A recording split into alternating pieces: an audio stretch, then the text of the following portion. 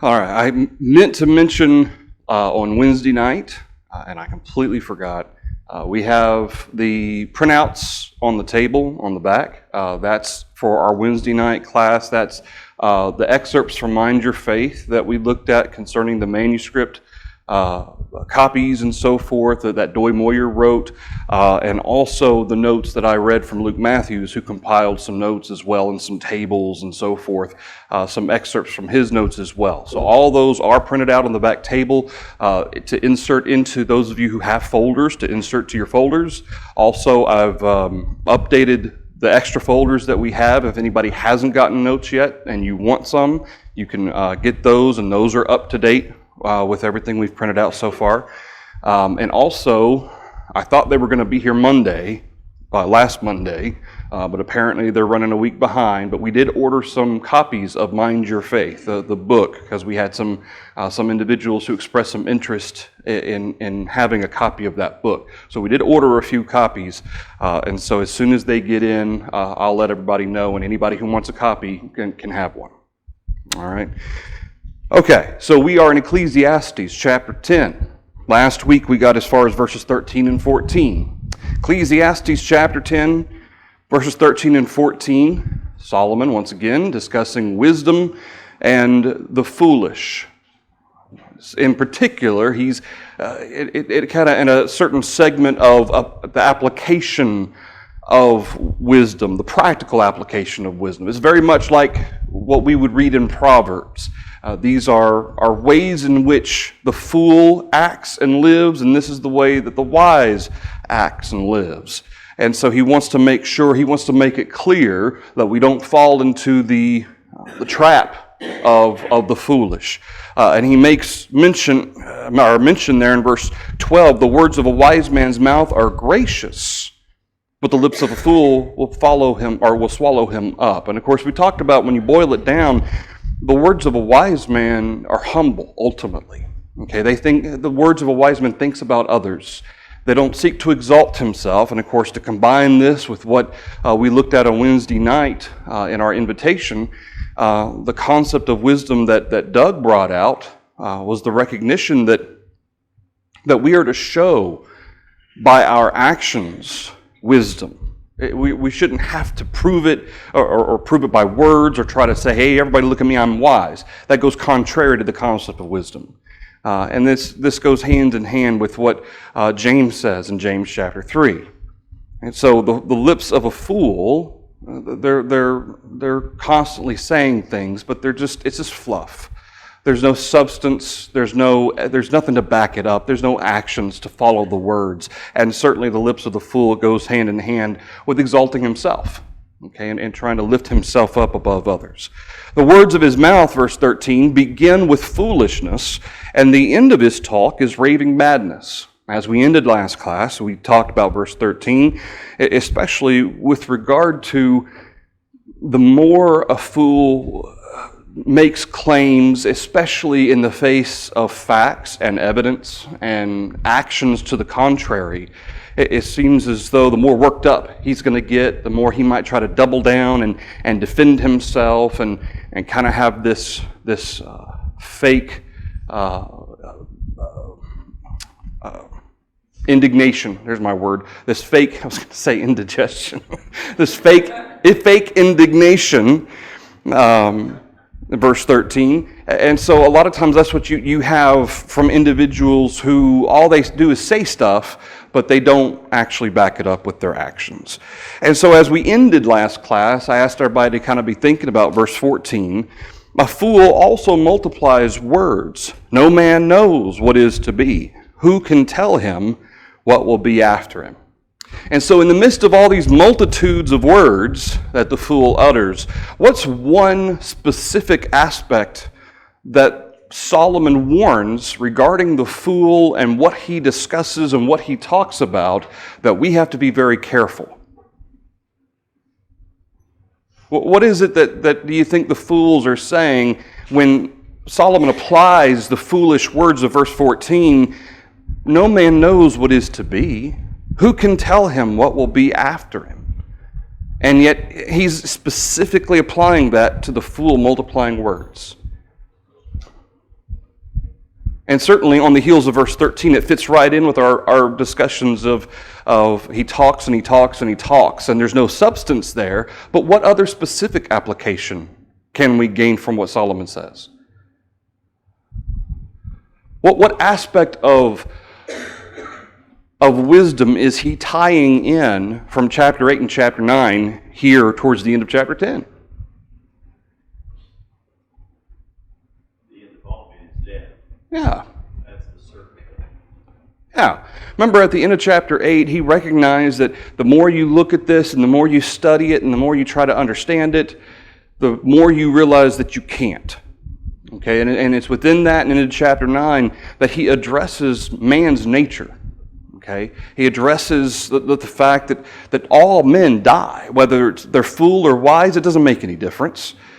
But in the end, the recognition that one has to have is that perspective and attitude that comes from it of knowing that since death comes upon all, and it isn't a respecter of persons. It doesn't matter what age you are, what gender you are. It doesn't matter how tall you are, how rich you are. Ultimately, death will come for everyone, and there's nothing we can do about it. But he referred to it as an evil. Okay, in particular, not just the fact that this happens and it would seem to be according to man unfair or contrary to common wisdom. Okay. But also how man acts in the face of that truth. The fact that he still seeks after vanity. He still has a perspective or a attitude that is of the world and has nothing to do with serving God. And so this is part of that correlation of foolishness with regard to the nature of man. He says a fool multiplies words, and in particular, the words that he might be saying include aspects of making plans. What is it that James chapter 2? James chapter 2. Yeah, James chapter 2.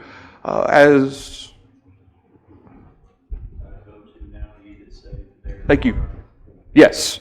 Those who say, we'll go to such and such a city, we'll buy and sell there and make a profit. And then he says, what you should say is, if the Lord wills, we will live and do this and that. Yes, thank you. Thank you, Noah. Did you have your hand also? Oh, is it chapter 4? I was thinking chapter 2, chapter 4. That's chapter 4, thank you. James chapter 4. And that recognizes the need for individuals, first of all, to acknowledge God's will. Okay, to acknowledge that God is the means by which I live and move and have my being. Okay, as Paul would say in Acts chapter 17, we live and breathe and have our being.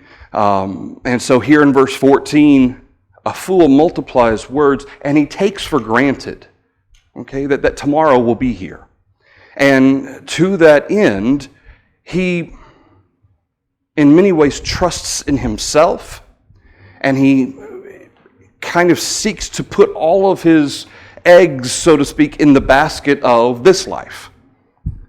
And then that's why Solomon says, no man knows what is to be. Even the wise man doesn't know what is to be.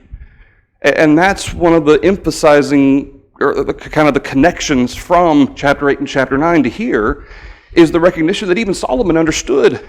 As much as I've looked into this, I've tried to look for a pattern. I've tried to look for some commonality of actions and things that happen and why they happen, and I figured out that I can't.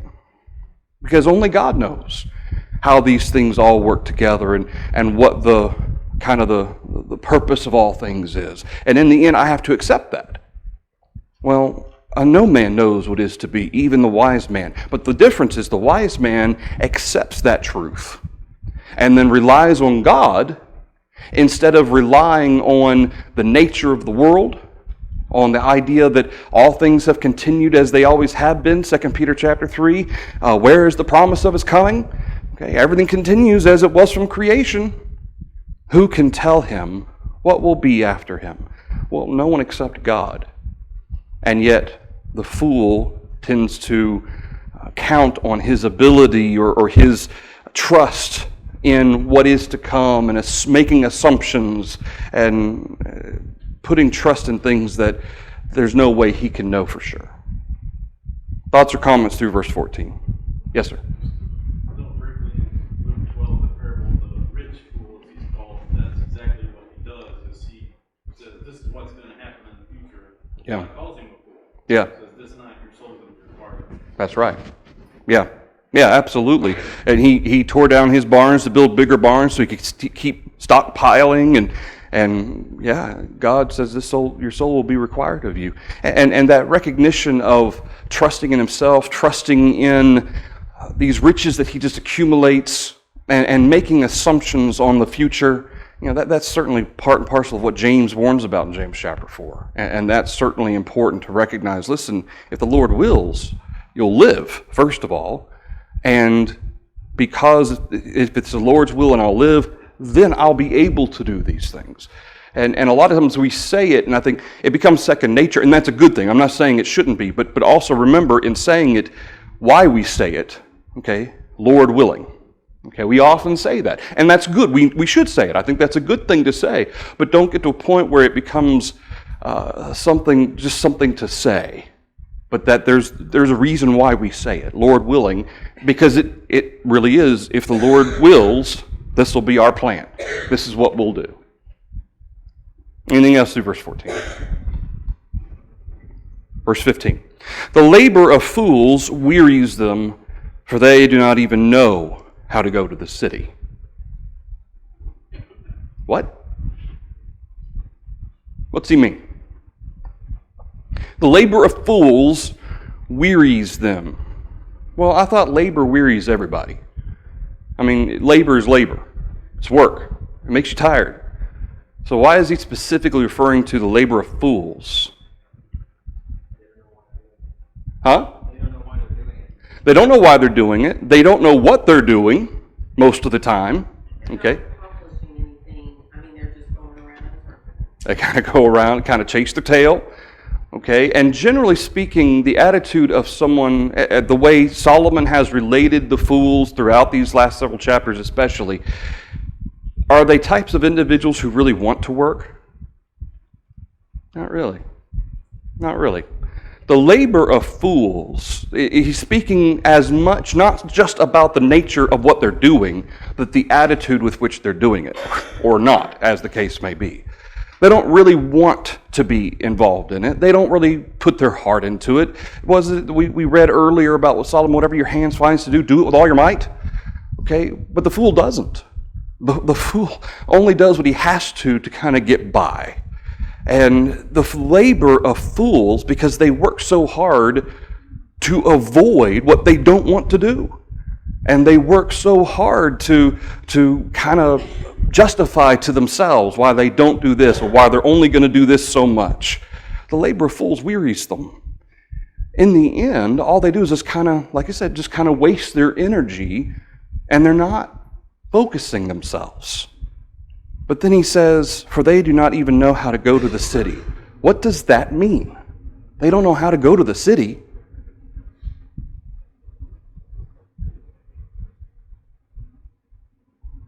Well, what does it mean they don't know how to go to the city? Yes, sir. I wonder if that's just a figure of speech back in those days, like what was it? Solomon who said, "I don't know how to go out and come in." Mm-hmm.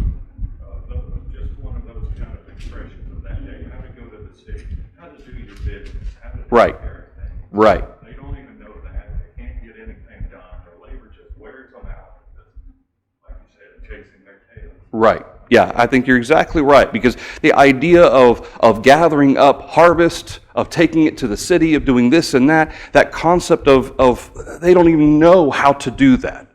Okay, the most basic or fundamental of jobs that need to be done, and they don't even know how to do it. I saw two hands back here. They don't know how to get anything accomplished. Yeah. Ben. It makes me think about someone in a rural setting, it takes planning to go into town, get groceries, whatever else. Yeah. And it takes effort to do all that stuff. Sure. Get all your stuff done.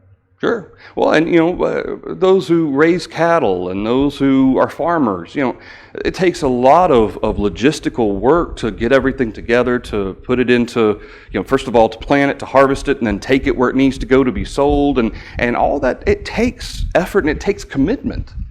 And that's one kind of common theme all the way through this, is this attitude and this mindset of the fool. They're not committed.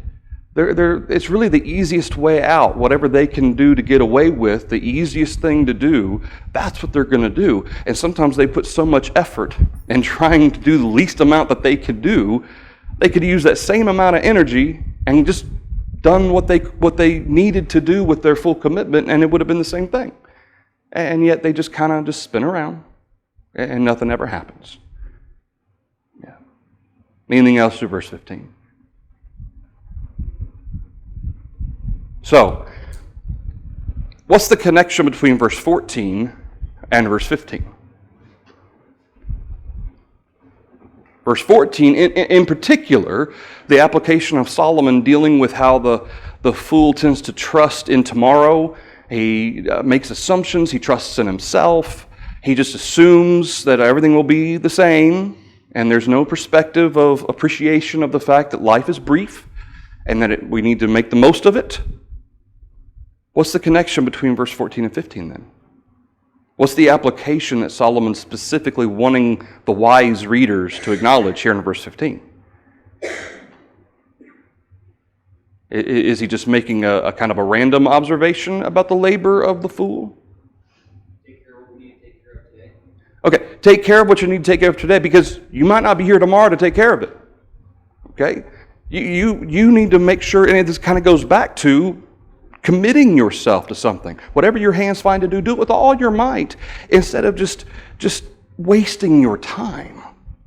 And ultimately, that's really what verse 15 is about. These fools wasting their time, and they don't appreciate that time is brief. Okay, like Keith has a penchant to say, we're one day closer. Okay, we're not getting one day further. We're getting one day closer. And that's the thing that the fool refuses to see, refuses to understand, and they just kind of waste their time. Now that's not to say, now Solomon obviously has talked about to enjoy the fruit of our labors, okay, and certainly relaxation and all that stuff goes with that, but that's the fruit of our labor. Okay, it's not in the face of needing to be committed, instead finding whatever else you could do not to be committed. Okay, and that's the connection with verse 14 of this verse 15, is that they are, this is the definition of vanity. Okay, this is the definition of useless and wasteful.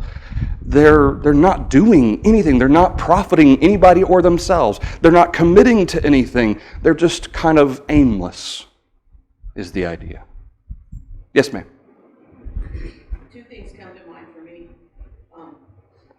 When we're trying to avoid things, we make up, like if you're trying to avoid conflict, we do all kinds of stuff to keep from confronting it. Oh, sure. Doing it, and that's kind of what that makes me think of. But if I put myself before God on Judgment Day, am I going to be talking crazy?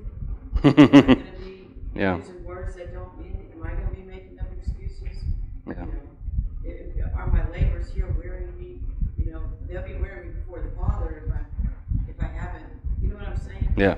I think a lot of people are going to sound like this on the Day of Judgment. It's interesting. I hadn't thought about the application of even verse 15, including all that energy to try to come up with excuses why they can't do something, or all the mental thought process they go into trying to get out of stuff, when if you'd just done it, you'd be done by now.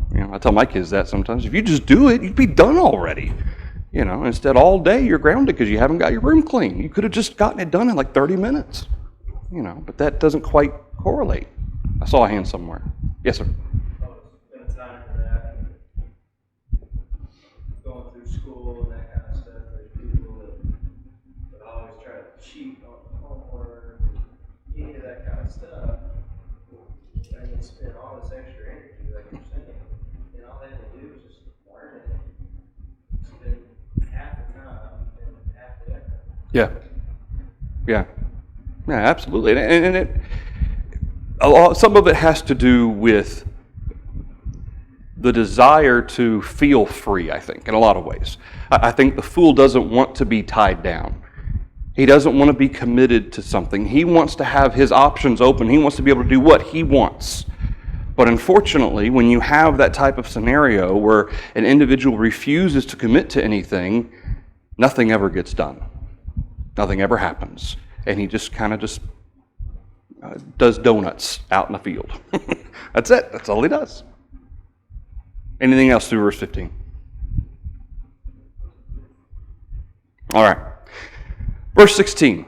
Verse 16 introduces the king once again, and this is part of the reason why, as I mentioned last Sunday, why the commentator that we've been reading a little bit from, Garrett, he kind of tries to tie in from earlier chapter 10 into verse 16 and 17, that all of this has something to do with being an advisor to the king. I don't think that's true. I think Solomon's simply picking up on certain trains of thought, and he's bringing in applications regarding our roles as citizens. Certainly is a part of that. Verse 16, "Woe to you, O land, when your king is a child, and your princes feast in the morning. Blessed are you, O land, when your king is the son of nobles, and your princes feast at the proper time, for strength and not for drunkenness." When Solomon says, "Woe to you, O land," is he talking to the land? Who's he talking to? The inhabitants of the land, right? And of course, it's not that we can really do much about it, okay? In the case of if our king has taken the throne at 8 years old, okay, if we're living in that type of a society, there's not a lot we can do about that, all right? But Solomon's describing two different extremes, well, I say extremes, two different sides of the coin here. When he says, if your king is a child and your princes feast in the morning, what is that representative of? Okay, playing all day. A foolishness. Okay, he's not condemning children who are children. I mean, that's what children do. They play. But what he's describing is the fact that can an 8-year-old king, unless he's particularly precocious and mature, is he capable of doing the job? Not really. Not really. I mean, aside from people like Asa and some of these other examples that we do have where they did seem to kind of take charge and do what was right, Solomon's basing this on the fact that children are children. It's kind of in their nature. Well, fools tend to be fools. Okay? That they have their mind set on something and they're not going to change that pursuit. And if all they want to do is party and laugh, and notice he says, your princes feast in the morning, which means that if they're feasting and they're partying in the morning, are they getting any work done while it's day? No. They're not. They're partying and they're feasting, then they're sleeping at night. Then they wake up in the morning and they do the same thing over again. Nothing's getting done. Blessed are you, O land. Here's the other side of it. Here's the wisdom end of it. When your king is the son of nobles. Notice he doesn't specify an age specifically.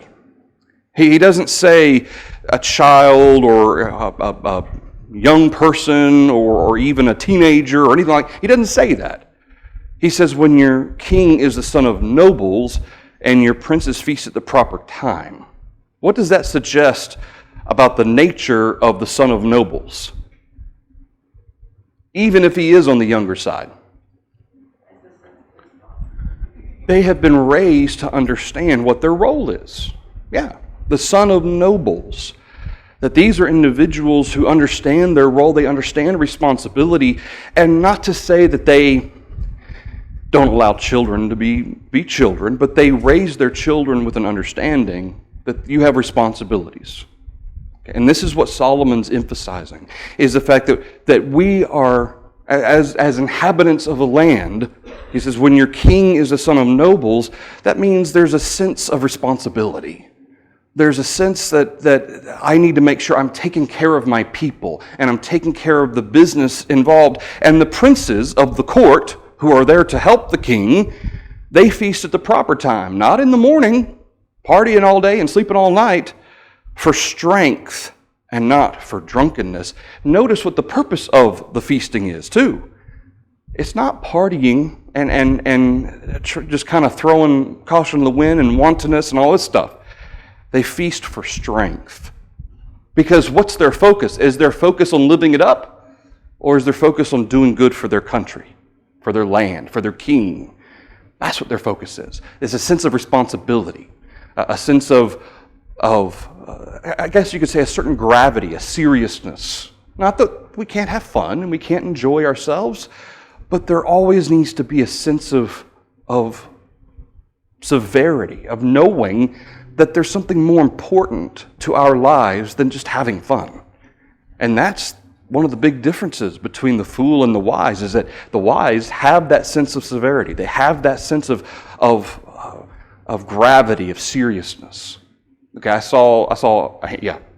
Well, I think too, it's not, I agree with what you said, but I also think if you put this in relation to a child, he's been taught there's a right way to behave. I mean, he might not understand the responsibility of being a noble's child. Sure. But he knows how to behave in the situations that he's in. Sure, yeah. They've taught him right from wrong. Because today, we see a lot of parents that are letting their kids raise themselves. Right, yeah. And they don't. Yeah, absolutely. And to a certain extent, especially when you compare verse 16 to verse 17, and you recognize the differentiation of when your king is a child versus when your king is the son of nobles. It's not necessarily the emphasis on the age as much as it is the emphasis on the character of that, no matter what their age is. Like we talked about Asa. Okay, it seemed like Asa tended to have a more mature mindset, and of course, who was it that was mentoring him? What was his name? It's going to bother me. I'll have to look it up later. Anyway, he had somebody who was there with him who was kind of keeping him on his track. I've got it on the tip of my tongue, and I just can't remember. So anyway, that's the kind of mindset. Yeah, those who know how to behave, who understand that certainly the idea of recognizing there's a right and wrong and a sense of behavior, there's a standard that is expected of them. That standard has a purpose. And that's one of the things certainly we need to try to teach our children also. It's not just arbitrary. That standard has a purpose. There's a reason why I'm teaching you not to behave this way, but to behave this way. And it's, of course, ultimately the standards that we're imprinting upon our children need to be the standard that comes from God. Okay? Having patience, listening before speaking, and so forth. Those types of characteristics.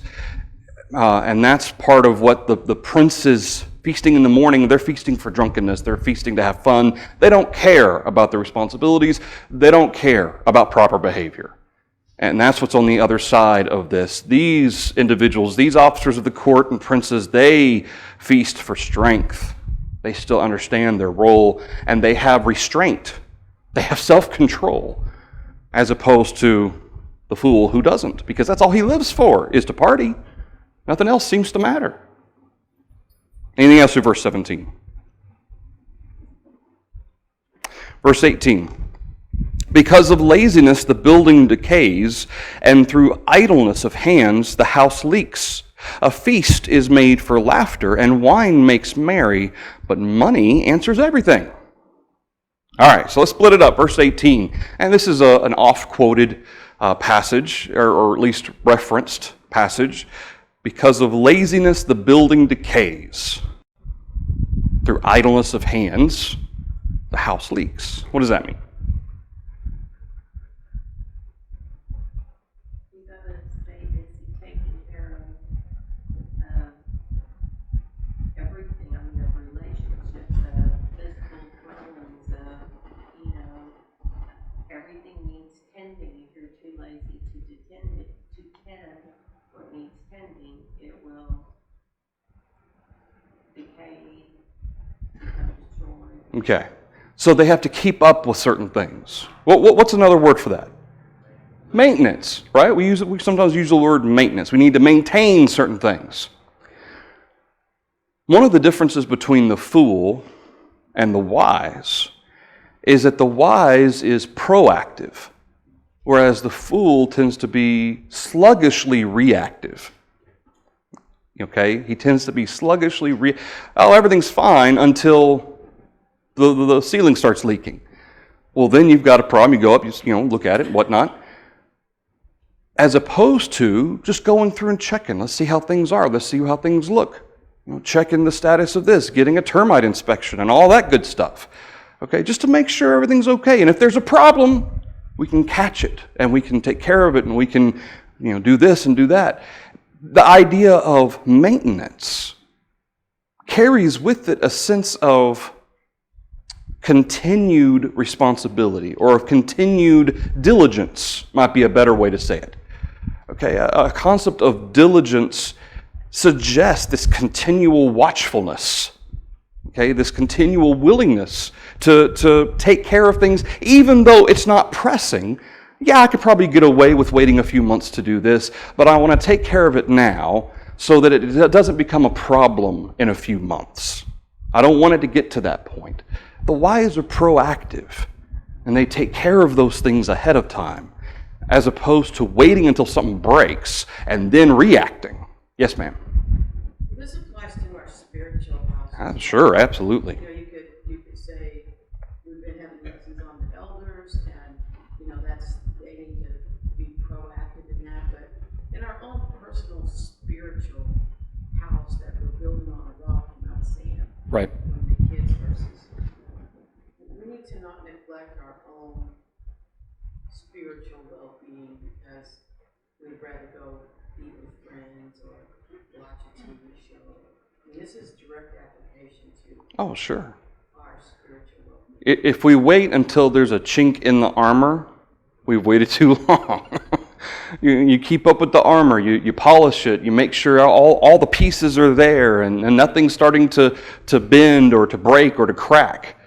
Okay, there's reasons why we get our oil changes at certain intervals. There's reasons why after a certain amount of time we change the tires, and because if we wait too long, something bad is going to happen, and it's going to cost far more if something bad happens than just maintaining it now. Okay, but the difference between the two types of individuals that Solomon's describing, it really speaks to their outlook on life and how they deal with life, as much as it is their actions. Okay, Solomon refers to certain actions of the building decaying because people aren't paying attention, of the house leaking because people aren't working on it, but it speaks to the mindset of an individual who he doesn't want to. The idea of laziness and idleness of hands, certainly the laziness is the characteristic of the individual. The idleness of hands is what ends up kind of being the end result of it. The hands aren't active. Why? Because there's no desire to be. Anything else through verse 18? Yeah, and this applies spiritual lives. This applies certainly literally. This is part of what a proverb is. It's a literal example that has moral significance, and certainly that applies within the context of what Solomon is describing between the fool and the wise. Verse 19, a feast is made for laughter, and wine makes merry, but money answers everything. Okay, what does that mean? My grandfather used to quote this one. Anytime, especially when I was in high school and I didn't want to get a job, this is what he quoted to me. A feast is made for laughter, wine makes merry, but money answers everything. And I'm like, what are you talking about? No, I was serious. I was serious. I don't know what you're talking about. So what does it mean? Sounds like good living is better than good time. Does money answer everything? Is he saying that money needs to be the goal? Has Solomon specifically said that should not be our goal or our treasure?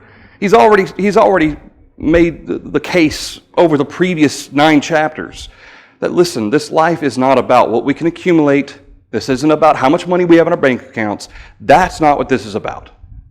However, when it comes to the responsibilities we have in life, what's the connection between verse 18 and 19? Well, really, even to that end, going even back to verse 15. What's the connection between verse 15 and verse 18 to 19? You have to have money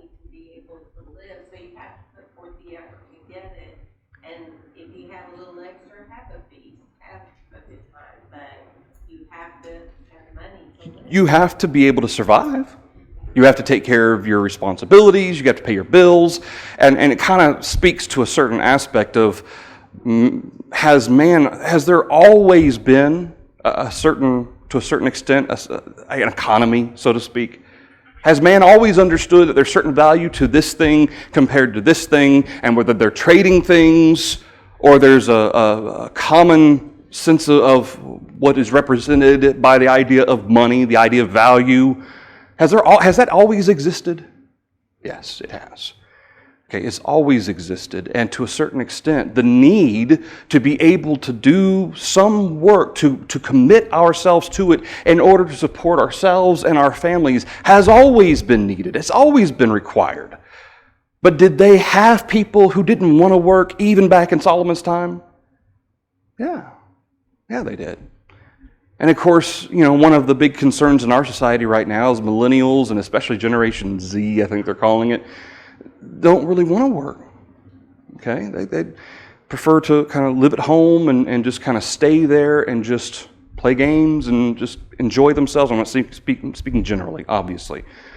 But that concern that is there is that they don't want to get out and do what they need to do to progress in their life. Where even 40, 50 years ago, 16-year-olds were out getting jobs because, not just because they wanted the extra money, but because their families needed them to work.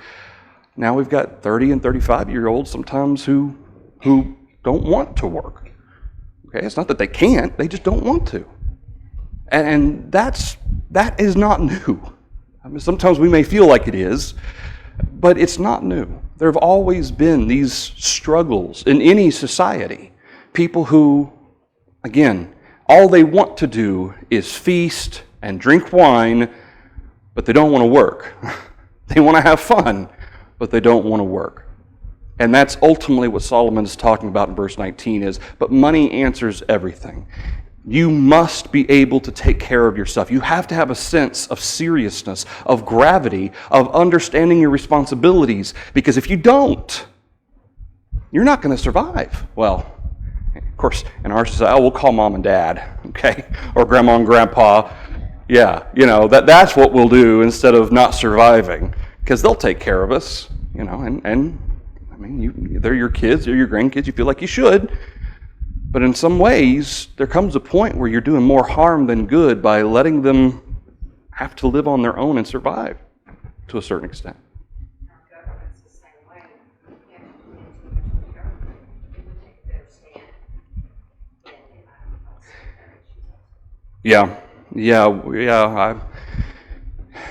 than We have to be very careful with regard to making sure people understand that we have to rely on God and not rely on government, rely on the goodwill of others, or even to a certain extent relying on my own abilities.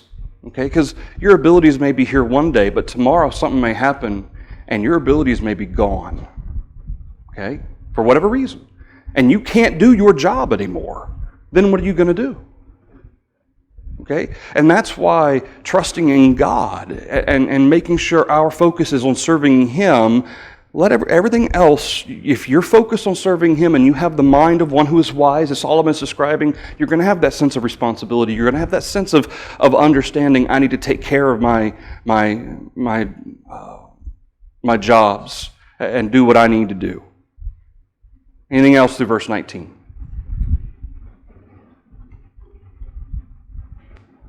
All right, verse 20, and we'll be finished with chapter 10. Do not curse the king, even in your thought. Do not curse the rich, even in your bedroom. For a bird of the air may carry your voice, and a bird in flight may tell the matter. Okay. Should we curse the king or the rich, or should we curse anybody in general anyway? Okay, so Solomon he's not addressing specifically the thoughts here, the heart of one who would curse others. Certainly, as people who seek to serve God, we shouldn't want to curse others anyway. But that's not what Solomon's focus specifically is here. Notice the two categories of people he focuses on.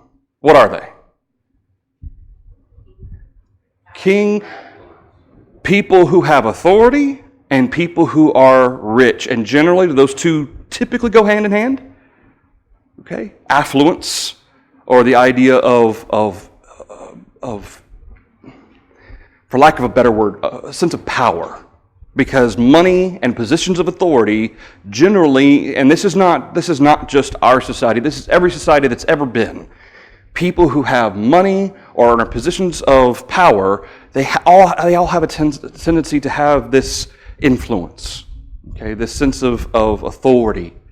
And ultimately, this is what Solomon is specifically dealing with. He's not just arbitrarily cursing the king and cursing the rich. It's the sense in which, and of course Solomon has often described the foolish of those who are rich and the foolish of those who are in power as oppressing those who are poor, those who are weak, those who don't have any authority. Okay, that is not always the case, and Solomon certainly acknowledges that. That's not, the rich people aren't bad people, and people in authority aren't bad people, but that does sometimes happen. Okay, so what Solomon is describing here, though, is the concept that because those individuals tend to be the ones that we look to and say, man, I wish I could be in that position. Oh, I wish I could have, how many cars is it that Jay Leno has in his garage? Like 100 and something, I don't know. He's got tons and tons of these classic cars, beautiful cars. And I'm like, man, I'd just love to walk through that garage, much less own it. Can you imagine? You know, but is that any reason why I should curse them or wish ill will on them? No, it's not. And we talked last Sunday, we talked about the difference between envy and jealousy. Jealousy is the feeling of displeasure in seeing others prospering or gaining something that I wish I had. Jealousy seeks to have that thing for myself. Okay, I wish I could have that. I want to have that too. To not just saying, oh, I want to put that on my wish list on Amazon. No, this is going too far. As if that's my entire focus. I want that too. How dare they have that and not me?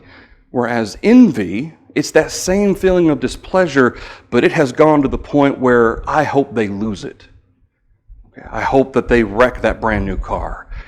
That sense of which, and ultimately the thought process there is entirely centered on stuff, isn't it? It's all about stuff. It's all about things around us. It's about this life. Whereas the wise, carrying in these characteristics Solomon's already established about the wise, they don't seek to curse the king. They don't seek to curse the rich. But then, even beyond that, what does he mean when he says that a bird of the air may carry your voice and a bird in flight may tell the matter? Birds can't talk. You're alone in your house. Why can't you curse the rich and curse the king? Even in your thoughts. Notice he says, in your thoughts. I know birds aren't mind readers, okay?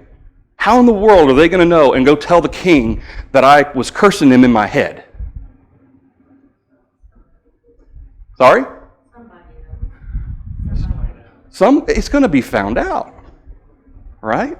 And especially in that day and age, having these evil thoughts towards the king or wishing ill will towards the king, could that have serious repercussions? Even in some societies today, some governments today, speaking evil about the government can get you in a whole heap of trouble, okay? But the idea certainly carries with it. Notice, certainly the second aspect, do not curse the rich even in your bedroom. If you're saying it, okay, you never know who could be listening, who could be walking past your window and hear it, certainly. But the focus there of that first part, not even in your thoughts. Because in the end, what comes from thoughts? Actions and words. Actions and words.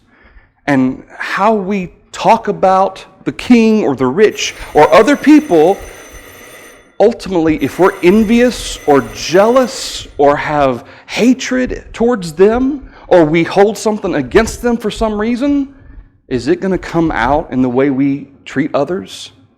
Absolutely. Absolutely it will. All right, we will talk more about verse 20 next Sunday and get into chapter 11. Thank you, everybody, for the thoughts and comments.